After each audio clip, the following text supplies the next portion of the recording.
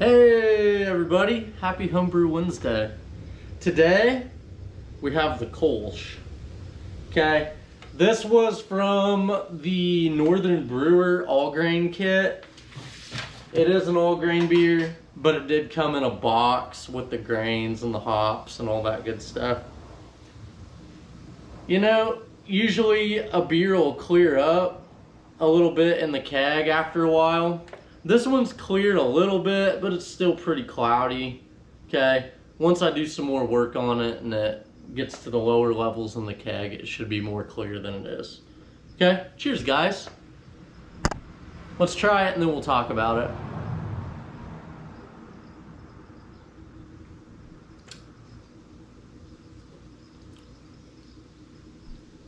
That is a tasty beer.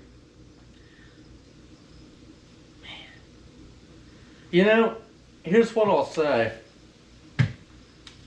When I first tapped the keg and got a glass of it, it was very yeasty. And I was thinking, man, didn't really like the flavor it put off. And this isn't the first time I've said something like this. The longer it's sat in the keg, the crisper, the crispier, and just the all-around better drink it is. So, I actually love it now. I didn't even really like it that much when I first tried it, but I really, really like it. It's a very nice beer. Man.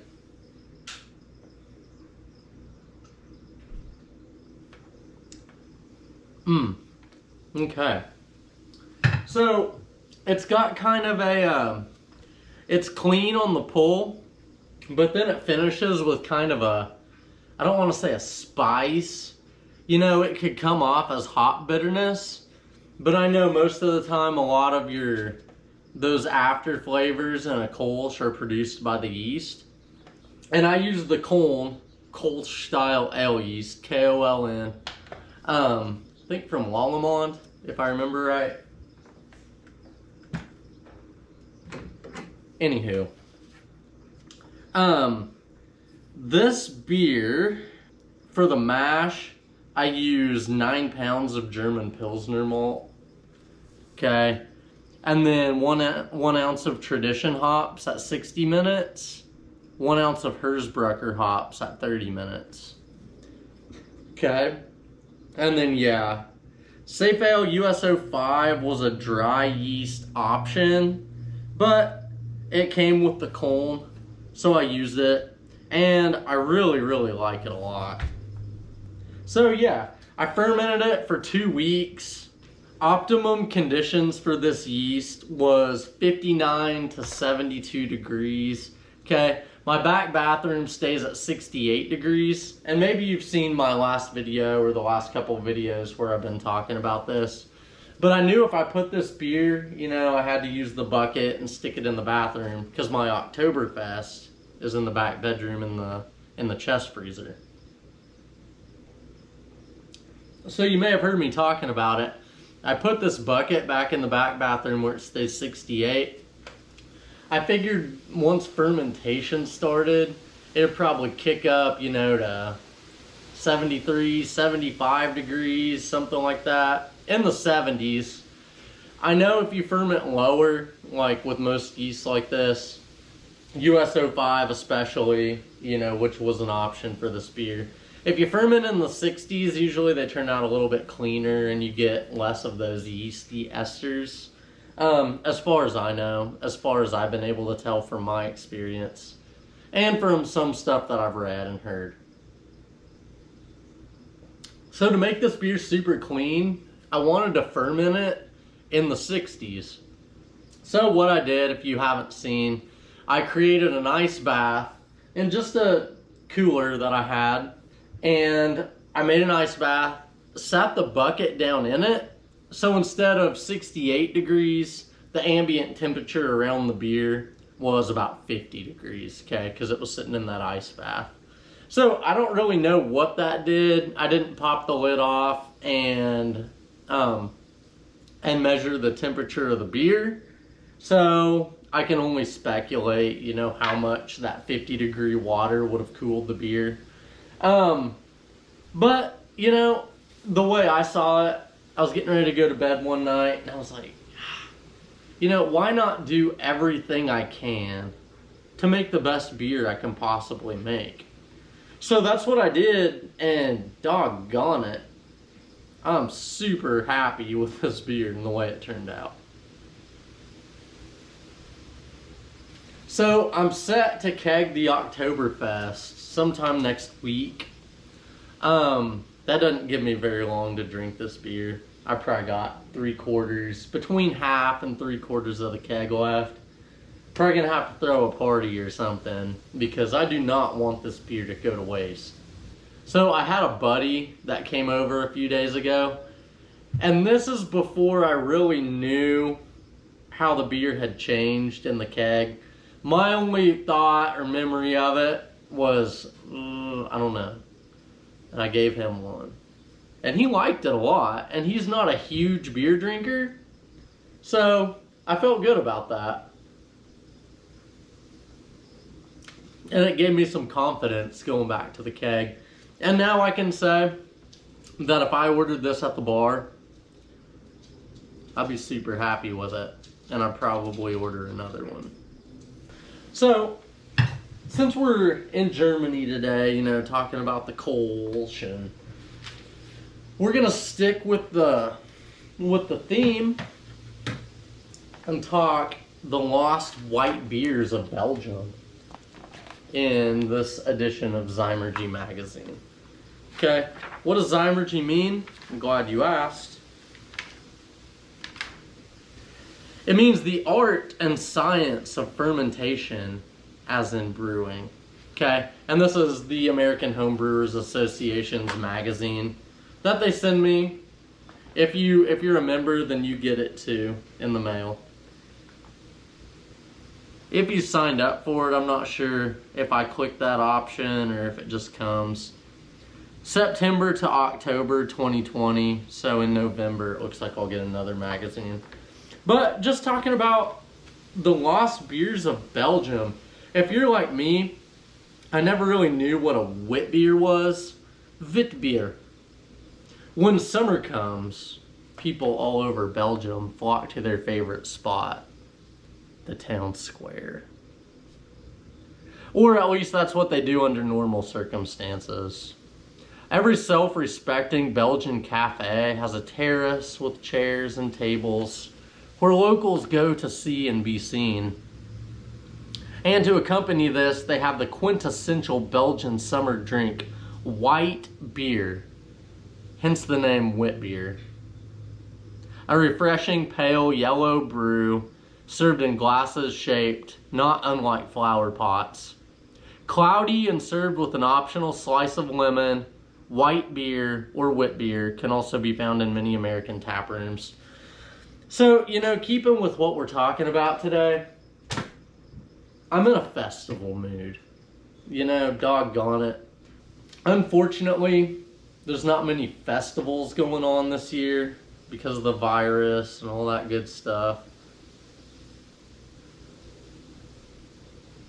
But nonetheless, I'm in a festival mood. So, I was just sitting out here thinking, you know, I haven't made a lot of German beers.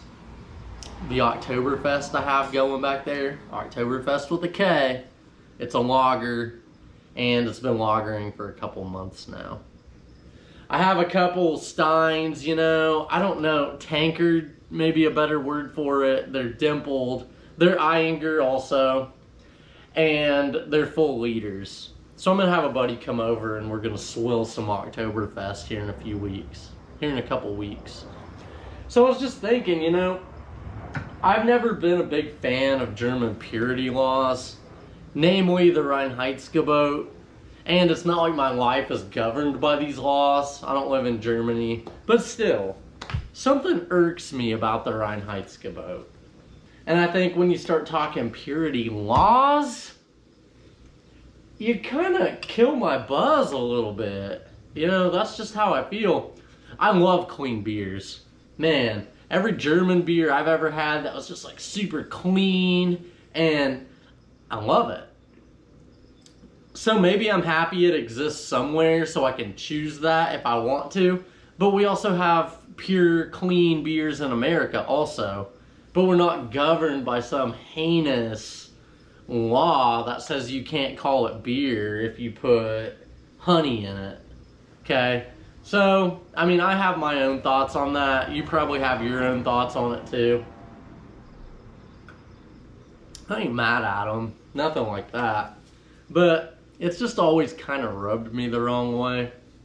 I have experimented with putting fruit in beer. You know, I did the mango, I did the coconut. I added the natural coconut flavoring from Brewer's Best. I've added honey to beers before. You know, and like candy sugar or raspberry flavoring. Those aren't malt, hops, water, or yeast, so they would be disallowed. Okay, here's the thing. My favorite beers that I've made have been made with those 4 ingredients. So under the Reinheitsgebot, I could call my favorite beers that I've made beer. I remember the day I was out here making this beer. Babysitting the Robo Brew, you know, kicking the burners on and off. Babysitting the mash for 60 minutes. And now I'm sitting in the same place, enjoying the fruits of my labor. I love it. I can't think of a better use for my time. Do I want to be a professional brewer? No. Will I make beer for the rest of my life? Hopefully. Hopefully I'm able to do that. You know, one thing I think about a lot is when I'm hauling kegs through the house to the freezer. Beer's heavy. 5 gallons of any liquid, 6 gallons, is very heavy.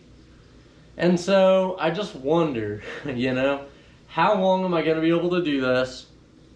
Am I eventually going to have the freezer where I brew and, you know, get my grandkids to lift it up in there for me?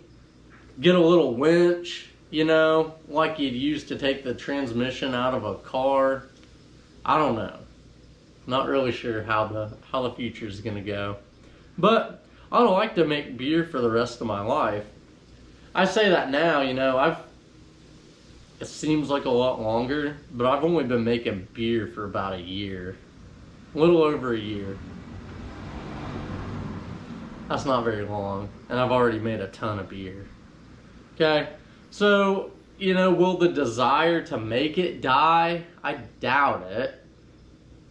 What's more fun than, you know, having a brew day and then being able to swill a few pints or liters and, you know, just enjoy yourself and where it takes you. To me, that's the ultimate fun. That's super fun. I eventually want to get a kegerator back in the back bedroom. That's our guest room, and I think it'd be super cool when guests come over to say, hey, you know, the kegerator's in your bedroom. Do with it what you will. And always keep 2 or 3 beers on draft. That'd be super cool. I love that. So I've got big plans for the future. Couple beers coming up that I'm super excited about making. It's not stout season yet, I wouldn't say. You know, I drink stouts in the summer sometimes, porters every now and again at a restaurant or something like that, especially the local ones. But when the weather starts cooling off and we all subconsciously are trying to fatten up for the winter months, I drink a lot of stouts. And I was gonna say and porters, but typically just stouts. And I have one this year that I want to make. It's a peanut butter cup stout. Or maybe I'll do an oatmeal stout. Here's the thing though. Last winter,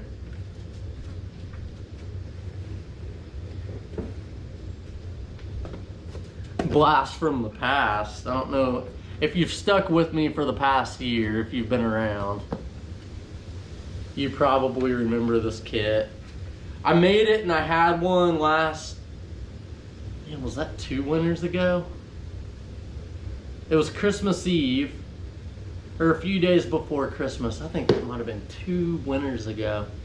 Anyway, this beer was so good, and I haven't made it again since.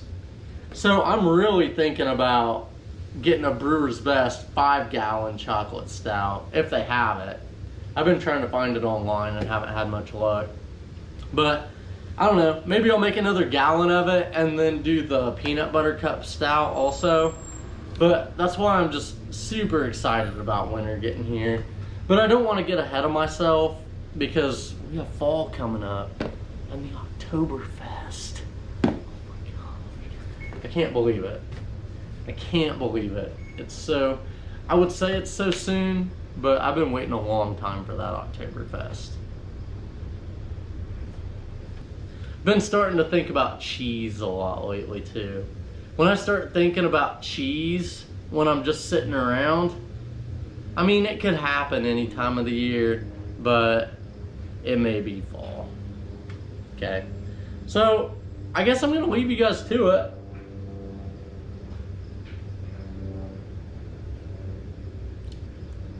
Wish you could all come over for a beer. If you like the Kölsch, I think you'd really like this. Super good. Clean.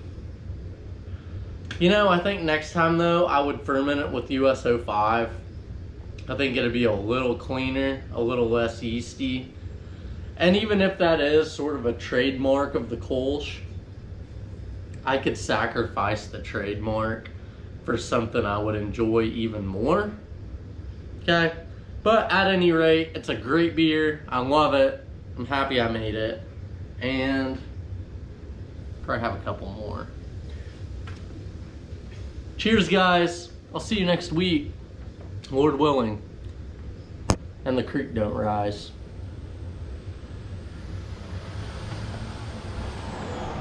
Peace.